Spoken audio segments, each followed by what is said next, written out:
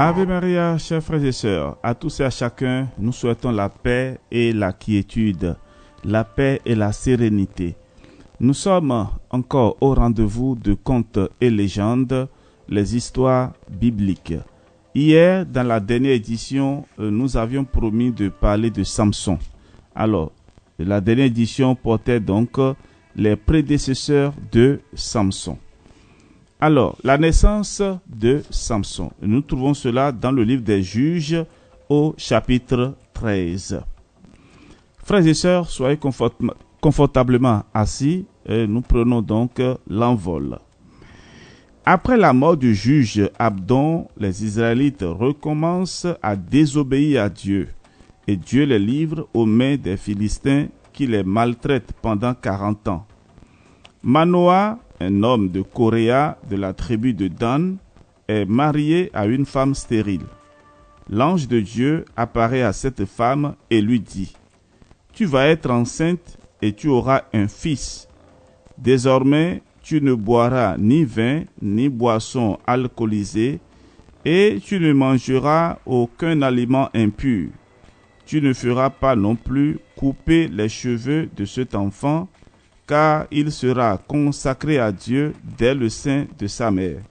C'est lui qui commencera à sauver Israël de la main des Philistins. » La femme rentre à la maison et dit à son mari : « Un homme de Dieu m'est apparu, il était si majestueux, il m'a dit que j'aurai un fils et m'a interdit les boissons alcoolisées et la nourriture impure. » Alors Manoah implore Dieu et lui dit : « Seigneur, que ton ange vienne encore une fois pour nous enseigner ce que nous aurons à faire dès la naissance de l'enfant. » Dieu exauce Manoah et l'ange de Dieu vient de nouveau alors que la femme est assise dans la campagne.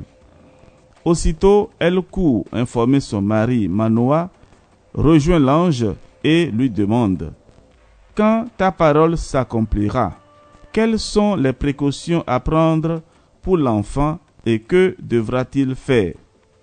L'ange de Dieu lui répond : « Que ta femme se prive de boissons alcoolisées, d'aliments impurs et qu'elle observe tout ce que je lui ai prescrit. » Manoah croit avoir affaire à un homme. Il ne sait pas que c'est un ange de Dieu. Il lui demande : « Quel est ton nom, afin que lorsque ta parole s'accomplira, nous puissions t'honorer ?»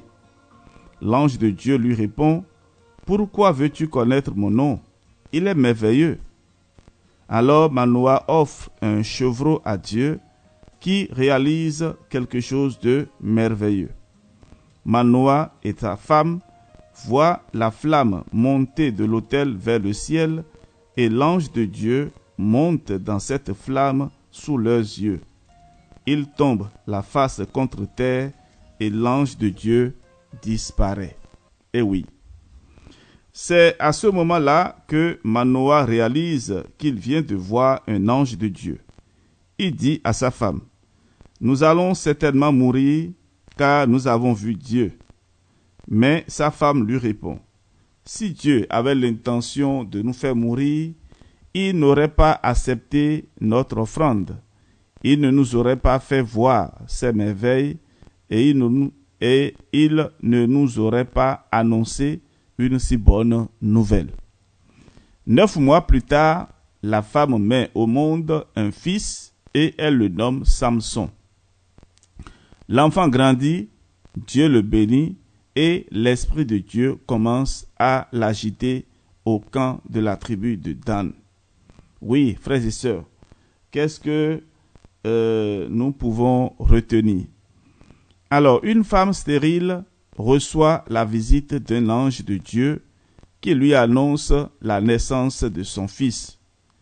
Elle accepte de se priver de boissons alcoolisées et de nourriture impure pour que la prophétie se réalise. L'enfant naît, grandit, reçoit la bénédiction et l'Esprit de Dieu.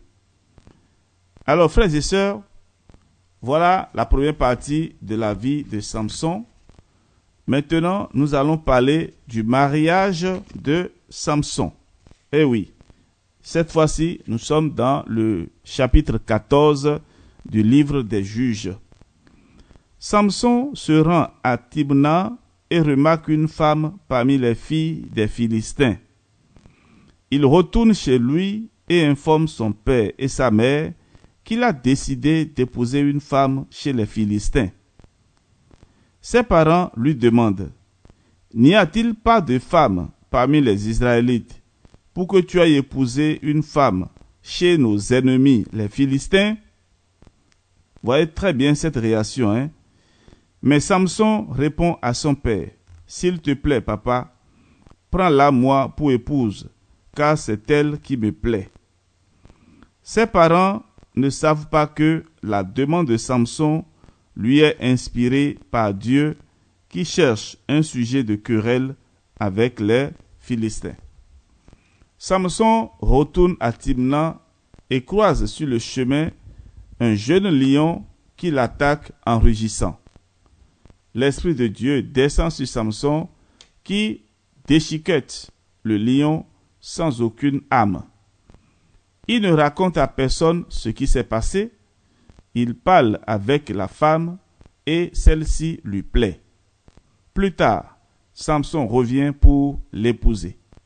En chemin, il aperçoit un essaim d'abeilles et du miel dans la carcasse du lion. Il recueille le lion, en mange et en donne à ses parents qui le rejoignent plus tard. Samson organise un festin car c'est une tradition chez les jeunes. Ses beaux-parents choisissent 30 jeunes Philistins pour être les garçons d'honneur de Samson. Alors Samson leur dit « Laissez-moi vous proposer une énigme. Si vous trouvez la solution au cours des 7 jours de festin, je vous donnerai 30 pièces de toile fine et 30 vêtements d'honneur. Mais dans le cas contraire, c'est vous qui me les donnerez. »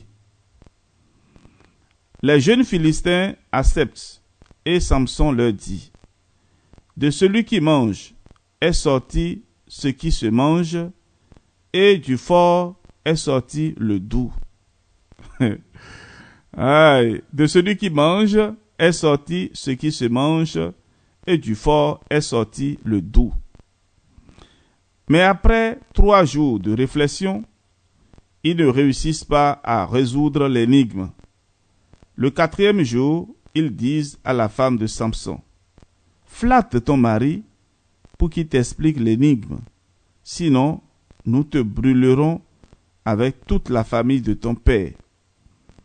Est-ce pour nous dépouiller que vous nous avez invités ici ?» Alors la femme pleure tous les jours que dure le festin et insiste pour que Samson lui explique l'énigme. Le 7e jour, il lui donne la solution car il en avait assez. Aussitôt la femme donne la réponse à ses frères. Oui, ses frères philistins. Vous comprenez? La femme va donner la réponse à ses frères philistins. Le 7e jour donc, avant qu'il n'entre dans la chambre des noces, les Philistins donnent la réponse de l'énigme à Samson. Qu'y a-t-il de plus doux que le miel et quoi de plus fort que le lion? Samson leur réplique, si vous n'aviez pas menacé mon épouse, vous n'auriez jamais trouvé la réponse. Alors, l'Esprit de Dieu descend sur Samson, qui dépouille 30 Philistins pour prendre leurs vêtements d'honneur afin de payer sa dette envers les jeunes qui ont trouvé l'énigme. Puis, pris de colère, Samson retourne chez ses parents. Frères et sœurs, suivez bien et vous allez voir la suite. Alors, nous sommes à la fin de Contes et légendes de ce jour et voici ce que nous pouvons retenir. Dieu donne des super pouvoirs à Samson. Poussé par l'Esprit de Dieu, Samson épouse une femme chez les pires ennemis d'Israël. Il n'est pas toujours facile de comprendre les plans de Dieu sur notre vie, mais tout ce qu'il fait est bon. Alors, dans les commentaires, vous allez répondre à cette question. Quels sont les super pouvoirs que tu veux recevoir de Dieu et pourquoi? Alors, j'attends vos réponses dans les commentaires. À tous et à chacun, nous souhaitons la bénédiction de Dieu. On se retrouve demain pour la suite. Soyez bénis.